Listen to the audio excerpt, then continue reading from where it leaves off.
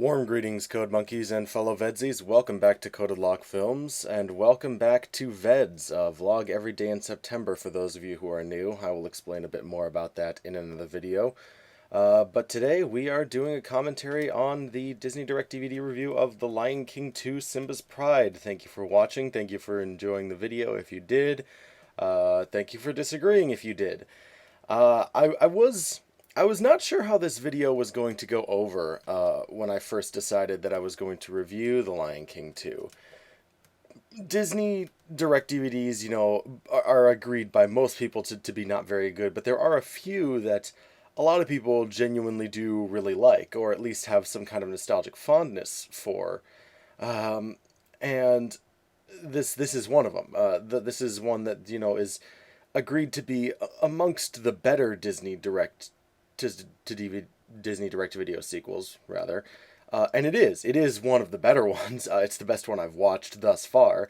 It's still not very good, but it is one of the better ones, and it kind of benefits from low expectations in that regard, I guess. But there are a lot of people who liked it, and I wasn't sure how this video was going to go over, but everyone's responses have been, pretty positive, and when people have disagreed, it's, with one notable exception, it's been very respectful, and I really appreciate that. It's hard to find rational discourse on the internet sometimes, particularly on YouTube, but for the most part, in the Disney direct-to-video sequel reviews that I do, people by and large are very respectful about differences of opinions, and I really appreciate that so much. I want to thank you guys for being that way. Yeah, this one was in some ways, I'm sure you've heard other critics say this from time to time, is that something that is merely passable or mediocre can often be the hardest thing to talk about, because if something is just kind of average, it's not very interesting, and thus it's hard to make a review interesting. It's challenging, and I struggled for a little while about how to accomplish this video, how to make a review of The Lion King 2 interesting, because it's not a very interesting movie. There are some interesting elements in it. Most notably, Zira and Nuka are really the best elements of the entire movie. Zira is a very striking villain. She's honestly become one of my favorite Disney villains. I really like Zira. She's got the crazy eyes, and she's honestly, she's got more depth than a lot of Disney villains, actually. Because, if you look at this whole situation from Zira's perspective, she was Scar's mate. The movie never explicitly states that she was Scar's mate, but, A, look at her, and B, the way she acts is clearly, she clearly at the very least loved Scar. Excuse me, I need a drink here. Oh, when you have to do these all in one take, it is very thirsty work. But yeah, if it's pretty clear that she was Scar's mate, and in that regard, her motivations are very sympathetic. She loved Scar, and all of a sudden, this kid, Simba, just walked out of the jungle one day, barged into the Pride Lands, and, killed her husband. You'd be pissed off, too. She was clearly not correct in her supporting of Scar's rule, because he was clearly very incompetent and not a fit ruler in the slightest. But, you can sympathize with someone who has lost the person that they love. And, you can see why she would be, pissed off at the Pridelanders and want them to suffer. And there's, this line where Timon, goes, "Get out of our Pride Lands," and she just, she growls at him and just, "Your Pride Lands." It's you know, you think about that. I love that spit take, by the way. I did like 20 spit takes before I got one that I liked. But you can understand, why she'd be pissed off. Like your Pride Lance, who the fuck are you? You're some freaking meerkat and warthog that just wandered in out of the desert with this asshole who killed my husband.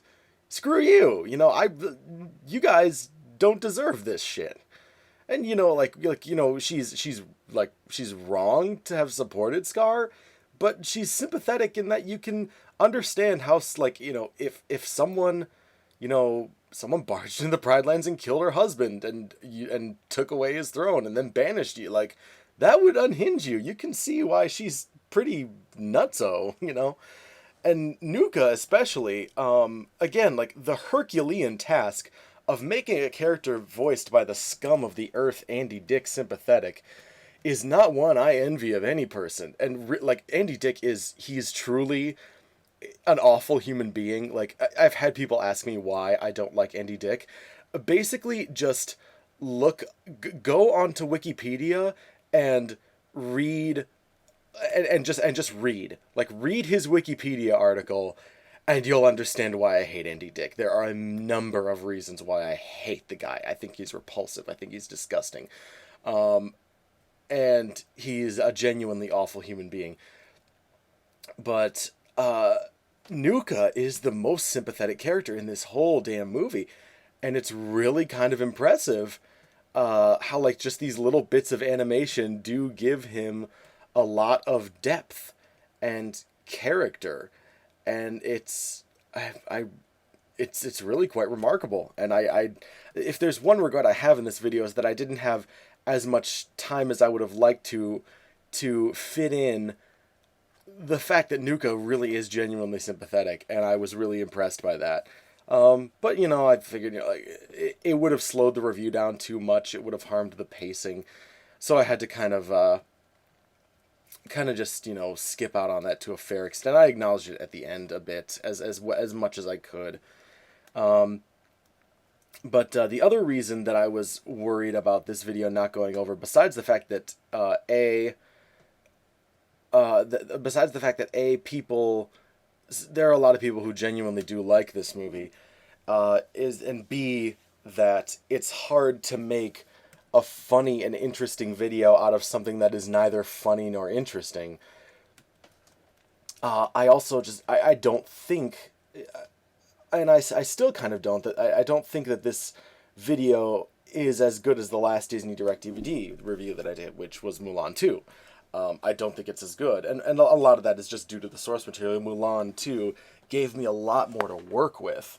But the reason I really liked the Mulan 2 review, and I was really proud of it, is that the frustrations in the video built up to how can I say this? Like, there's the climax of that story to me is really the point where Shang and Mulan are having their big fight, where Mulan accuses Shang of not even having a heart. And all of my frustrations in the review kind of build up to that moment. And it's...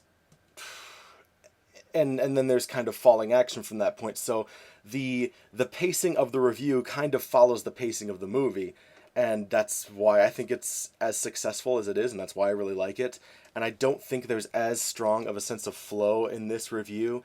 It's a little bit more, going from joke to joke and bit to bit and criticism to criticism, which is fine. I just, I like to have kind of a sense of build-up and payoff that this movie doesn't offer me as much of a chance to get into. At least not until the very end, where we're actually kind of, we're done talking about the events of the movie, and then we have to get into the comparisons between this movie and Romeo and Juliet. Excuse me. And so that was another reason why I kind of worried about this video, not whether it would go over well. But I'm really glad it did. I'm really glad that you guys liked it.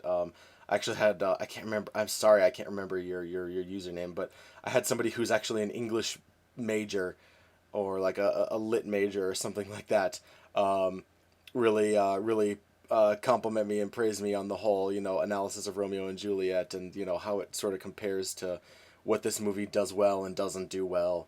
And there are things this movie does well, and I will never uh, I will never dispute that. There are things that this movie does very well.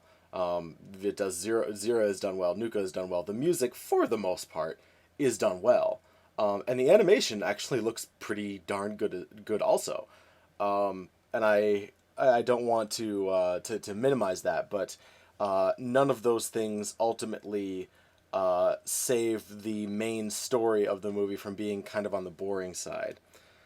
But anyway, I guess I should also talk about how there's traditionally a portion of the commentaries that I devote to talking about how I would improve this movie, like what I would do if I was asked to make this movie or kind of improve it. And it actually took a while to think of it, and it wasn't. I was talking with my girlfriend Maddie about it. Um, you can see the seams in this movie to a much greater degree than you can in a lot of other Disney Direct DVDs. By which I mean, uh, it's very easy to tell that they came up with this premise of the son of Mufasa. I'm sorry, the daughter of Mufasa and the son of Scar. Not I'm sorry, the daughter of Simba, not Mufasa. Jesus Christ, the daughter of Simba and the son of Scar falling in love, right? And they very clearly got at least a decent ways into production before they realized, oh wait, that means they're cousins. I mean, they're first cousins once removed, but they're still cousins. And then they realized, oh well, crap, that's not gonna fly. Well, what do we do? What do we do? We're already in production. We can't stop this. We got to rewrite it. And you can see the seams in this movie where that rewrite took place. Because like they really awkwardly emphasize like 3 or 4 times in this movie, like they really hammer home the fact like no, not Nuka, Kovu, no, he's not Scar's biological son. He's not. He isn't. No, nuh-uh. We promise. And it's and there are certain aspects of the story that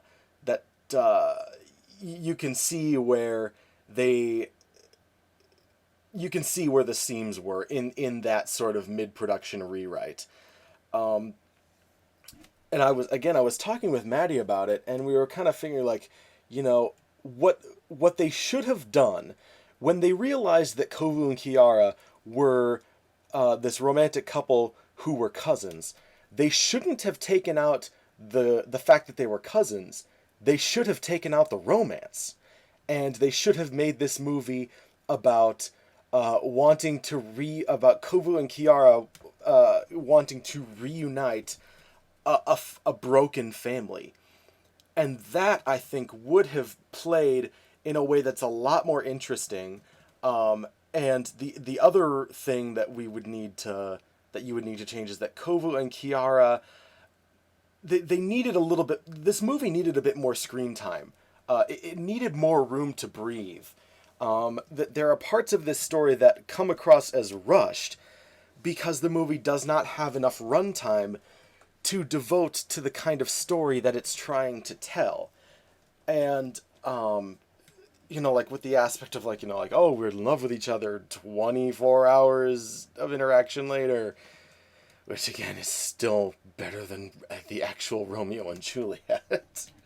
But oh my god, this lady, I'm sorry, this lady she gives me the heebie-jeebies every time I look at her. But yeah, the overriding theme of this movie is we are one. And that, at least to me, rings more strongly in a story about family than it does in a story about romantic love. It really would make everything a lot better if the story had been about that instead of about a romance between Kovu and Kiara. They should have taken out the romance. And, they should show, there's you need to put in a few more clips of Kovu and Kiara kind of growing up like, don't just cut between them being, like, don't go from straight from cub to, young lion and lioness. You got to put a few more scenes in there from in the middle, where these two kids are, kind of like, almost kind of like, Fox and the Houndish, where these two are kind of, where Kovu and Kiara are kind of meeting throughout their lives, and they really enjoy each other's company, and they want to be friends, but their parents keep keeping them apart. And you hold off, and you have to hold off also the realization that Kovu is Scar's son, at least for Kiara, for a little while longer. Like wait until she's like in her adolescence, and that's when she finds out they're cousins. And you can easily roll, like, the whole overprotectiveness of Simba, you can roll that into, he wants to keep information from her, and he doesn't want to tell her the whole truth about what's going on. And so you have her, find out that they're cousins, but have her not know why it's not okay for her to see her cousin, this person that she really likes, this person she identifies with, and this person who she wants a familiar relationship with this guy. And she doesn't understand why her father won't let her have it. And then, like, you have her find out later, like, oh, this is the son of the guy who, this is the son of Scar, and like that's why this is a big deal to my dad. And it would make it would make Simba's personal journey a little bit more interesting as well, in that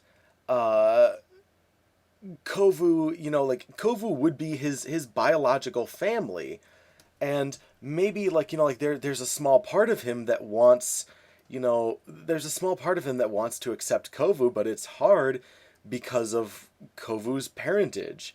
And, even Simba, like, at the end of The Lion King too, even despite what Scar had done, he didn't want to kill Scar. And in fact, he didn't. He just he did the Nala Flippy thing, and he ended up getting torn apart by hyenas. But he didn't want to kill Scar. He wanted to show mercy to him, and he wanted to let him leave. It's like, go, leave the Pride Lands, live the rest of your life out somewhere else. And then Scar attacked him, and so, Simba really had no choice. But you can kind of echo that in, like, when he wants to exile Kovu, like, if you've built up to that moment properly, what you have is two, characters who see it in a completely different way, where from Simba's perspective, exiling Kovu is still a profound act of mercy on his part. Whereas from Kiara's perspective, he's being, incredibly unfair. And I'm sorry, this lady, she derails my train of thought every time I see her. In this dream, actually, I'm really surprised at how effective this dream is. But I think this dream would also be more effectively placed in a situation where Simba has kind of started to grudgingly accept Kovu and be cool with him being around, and then he has this dream. He wakes up in the middle of the night, and he goes out to the starry field, and then you have that scene where he's seeking counsel from the great kings, and then Nala comes out and it kind of acts as the voice of reason, and so then Simba, takes Koa and decides to accept him, and then the whole business with Zira happens, and so Simba is like, I was right. And it all just flows a lot better if there's that familial connection and a reason for Simba to kind of deep down, yes, want a relationship with this kid. And, this whole, again, the theme of We Are One would resonate a lot more strongly, because it's a story about reuniting a broken family rather than a story about these two kids who are in love and want everybody to be nice to one another. It gives everything a little bit more depth, and again, like I talked about in the video, it gives every member of Kovu's family a bit more depth, because again, if Kovu is Scar's biological son, then again, like what I went into, it makes Nuka's character even more sympathetic, and gives his death even more weight than it already has. And it makes this whole, Scar was still a part of me thing, uh, ring a bit more true for Kovu.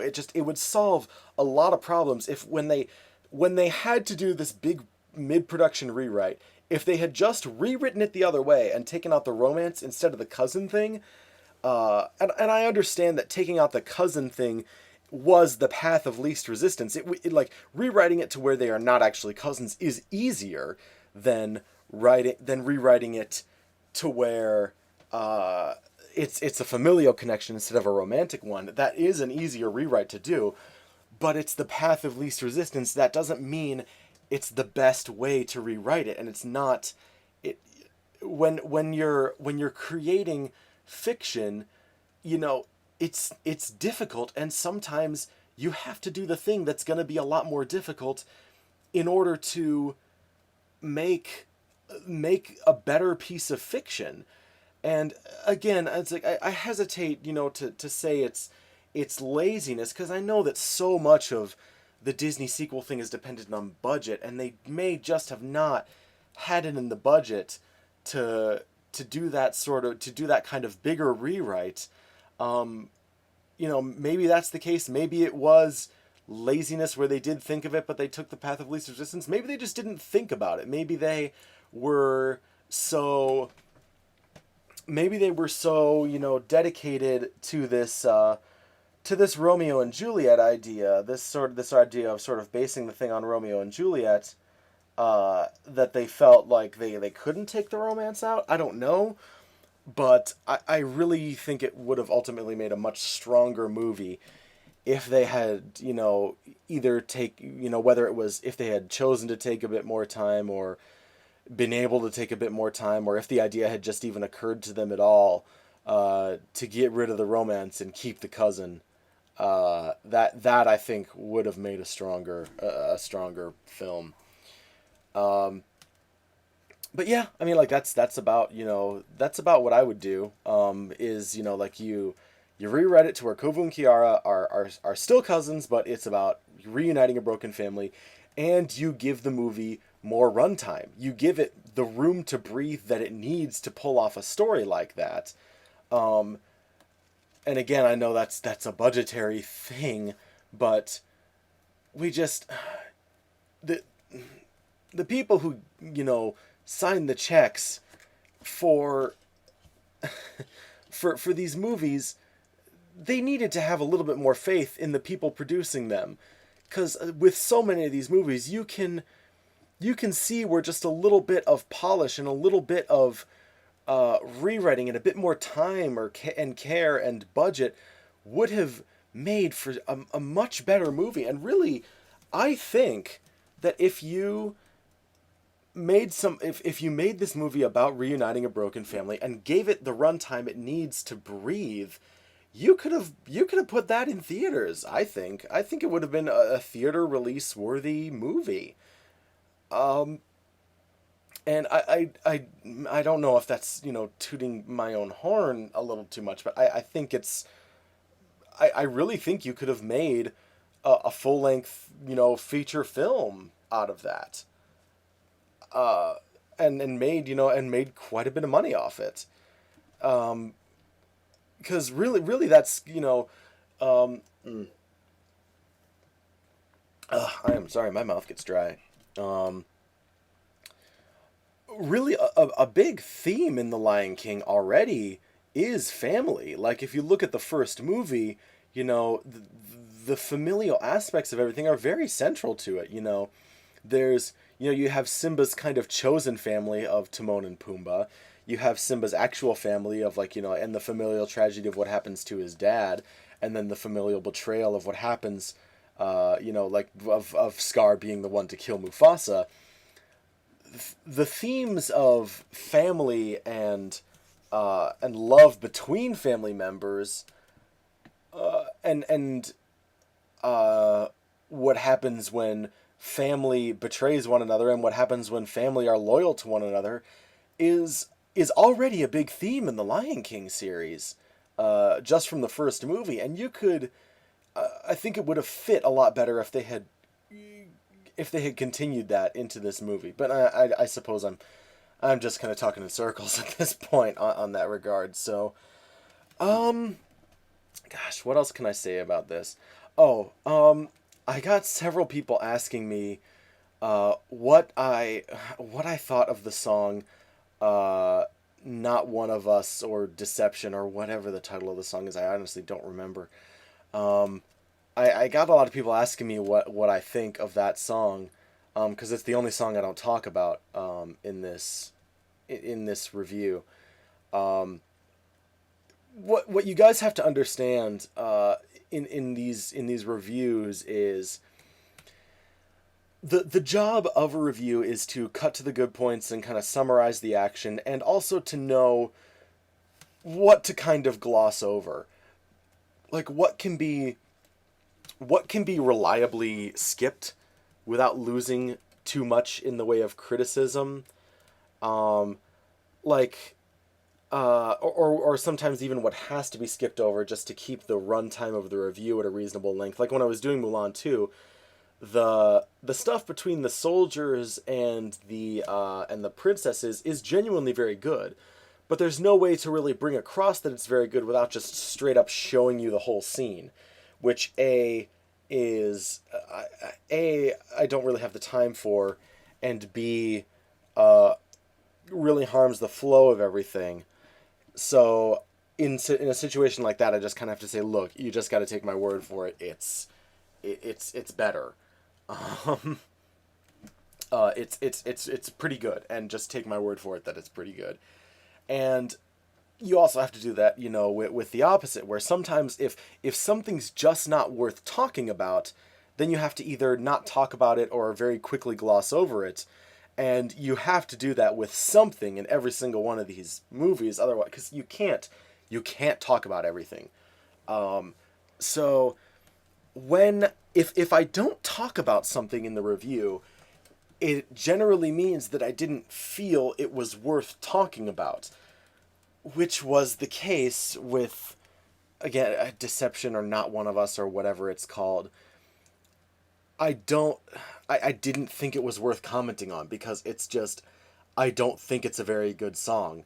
I don't like it. I think that, I think that giving the other animals a song to sing is a mistake.